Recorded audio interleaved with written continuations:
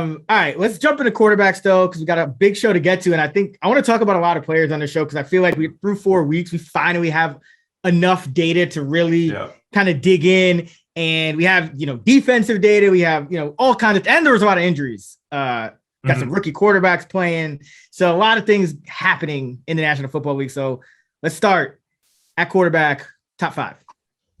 So I have Josh Allen, Jalen Hurts, Lamar Jackson, Patrick Mahomes, and then the GOAT, Tom Brady at number 5.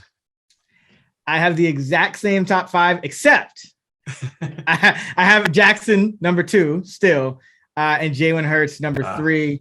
I could see switching those around though. That Cardinals defense. I mean, that Cardinals defense actually looked pretty good against Baker. Thank you very much.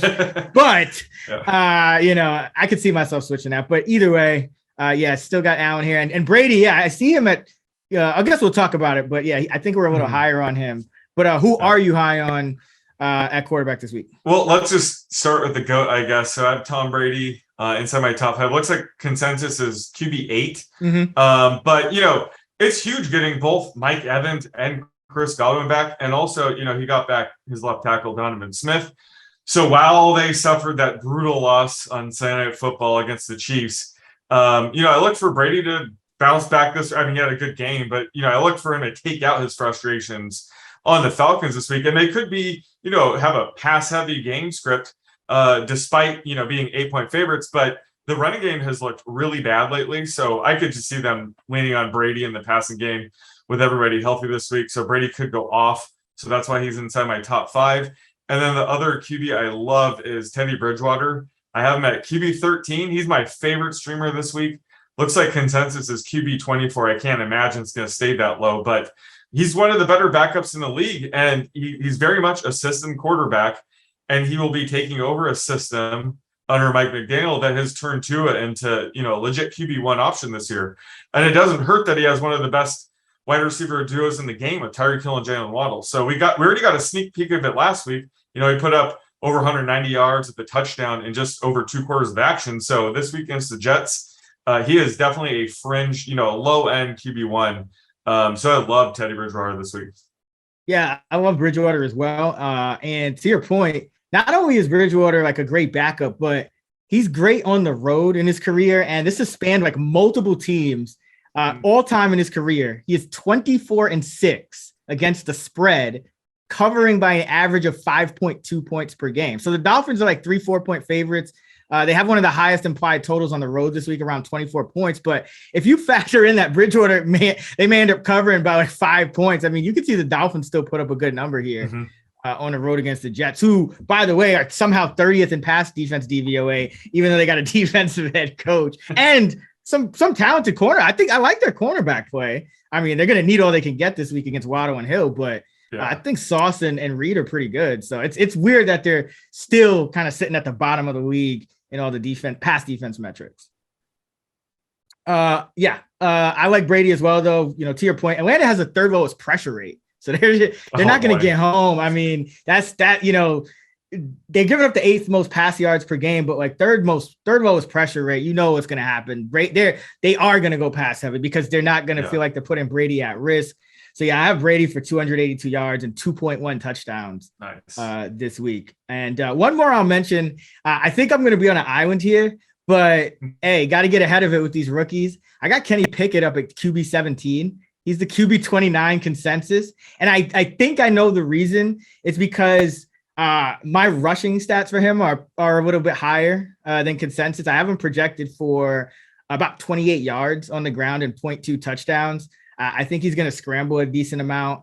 And, they're obviously designing some runs for him. And now he's even a threat. They don't have a high implied total, but he's even a threat to, vulture a goal line touchdown, as we saw twice last week against the Jets. So, and this is a game where you're going up against Buffalo, good pass defense. Obviously, they're probably going to sit back in a lot of zones still.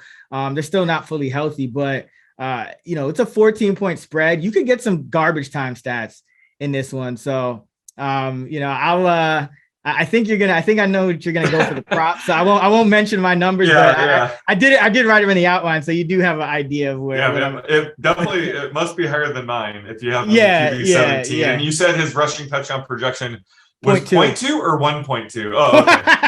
1.2. That would be. I had that tweet.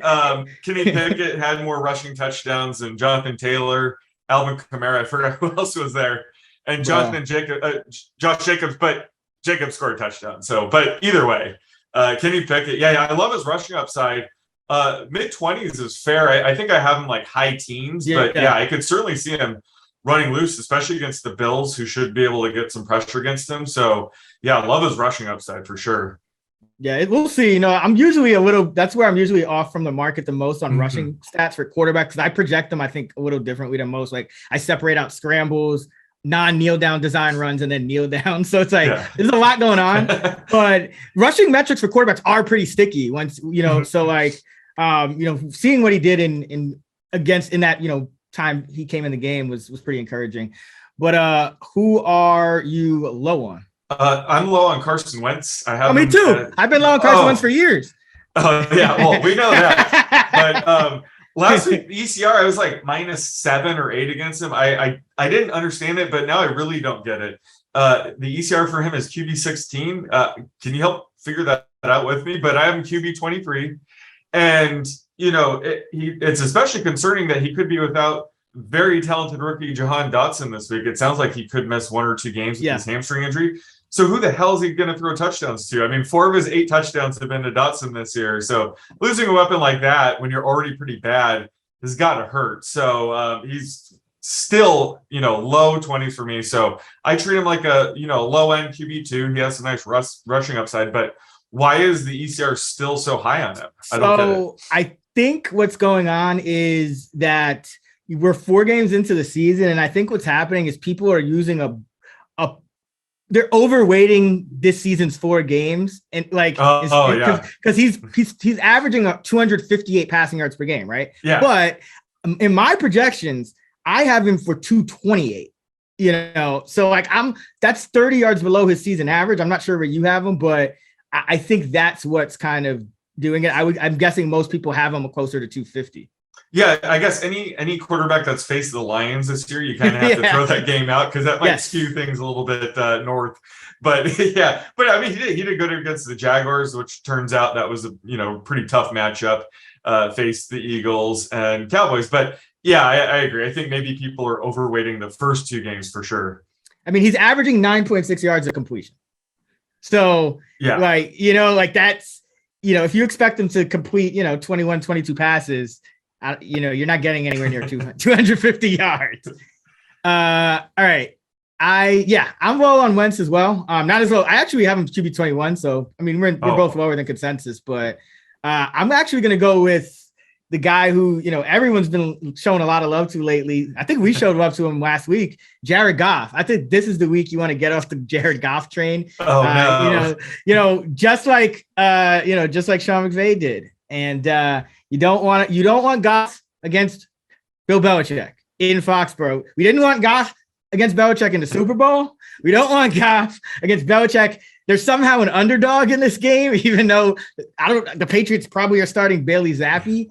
New England is 10th in pass defense DVOA, and the Lions, both of these teams are probably going to want to run the ball. New England's 31st in run defense DVOA, so it's kind of a run funnel. And then on the other side, New England's going to be running the ball all day. So this could be a game with, a slower pace and fewer total plays. And I just don't think, the Lions are going to need to throw quite as much. So I have Goff around 235 yards and 1.6 touchdowns, which is, again, like lower than his season averages. So I have him at QB number 19.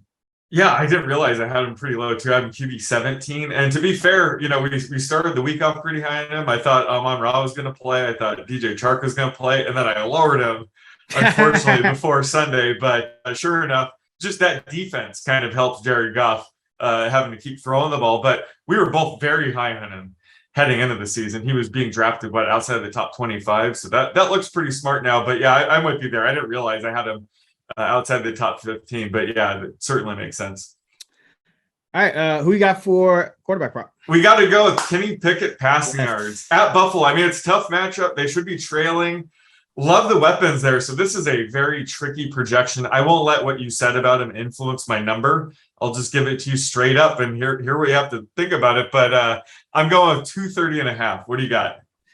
Ooh, that's a good line. I have the average at 226.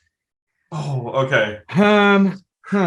I'll go under. I'll trust the numbers, but that's a very good line. I do think, his average depth of target really helps. He's averaging over 13 yards depth of throw past the line of scrimmage, whereas Trubisky was around 10. So I think, it's gonna make his completion rate's probably not gonna stay like 70 whatever percent it was. Like, no, he didn't throw an incompletion. It was all interceptions and exactly. The ball never hit the ground or something like that, right? I do think that'll go down, but it's a negative game script. So I think that's a good line, but I have him just under, so I'll go with the under. Damn. Yeah, I guess with the scrambling rate too, maybe you're a little bit lower on the passing yards, but overall he makes up for it with the rushing production. Makes sense. But he's really tough to project because that high A dot, like he's going to be a pretty boom bust. But with the trailing game script, I do like his upside in the passing yard department. Yeah, man. I think I think he's an interesting play all around. I mean, he could just face plant, but I don't think anyone's going to be on him yet. This might be and if he does do anything positive, everyone's gonna be, oh my God, like, he put up the numbers against Buffalo. Now it's like everyone's going to be on him. So I like him this week.